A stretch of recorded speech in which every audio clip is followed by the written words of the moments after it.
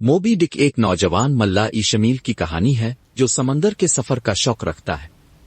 वो एक व्हीलिंग जहाज पीकोड में शामिल होता है और वहां इसकी मुलाकात एक अजीब मगर मुखलिस हार्पिनर कोयुक से होती है। दोनों जल्द ही अच्छे दोस्त बन जाते हैं। ये जहाज एक पुरस्रार और सख्त मिजाज कप्तान अहब की कमान में होता है जो शुरू में नजर नहीं आता। कुछ दिनों बाद जब वो अमले के सामने आता है तो ऐलान करता है कि उनका असल मकसद आम व्हीलिंग नहीं बल्कि एक खास व्हेल मोबी डिक का शिकार करना है। ये एक देव हैकल सफेद व्हेल है जिसने माजी में अहब की एक टांग काट दी थी।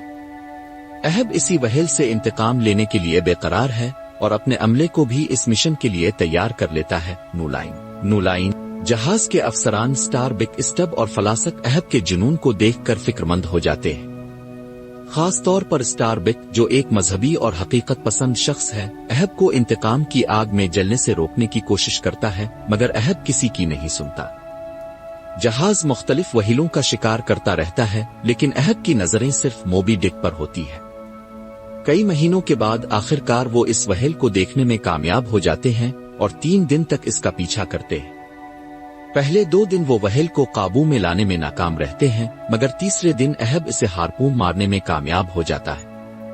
जख्मी होने के बावजूद मोबी डिक अपनी पूरी ताकत से जहाज पर हमला कर देती है, इसे तबाह कर देती है और अहब को रस्सी में उलझाकर समंदर में खींच कर ले जाती है। पूरा जहाज डूब जाता है और तमाम मल्लाह हलाक हो जाते हैं सिवाय ईशमील के जो खुशकिस्मती से एक ताबूत पर तैरता रहता है और आखिरकार बच जाता है। नूलाइन ये कहानी ताकत, इंतकाम और किस्मत के बारे में है।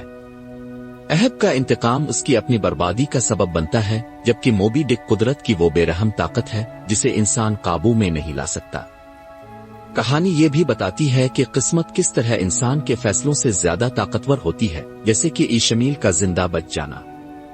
मोबी डिक सिर्फ एक समंदरी मुहिम की कहानी नहीं बल्कि इंसानी फितरत के गहरे पहलुओं पर रोशनी डालने वाला एक शाहकार नावल है।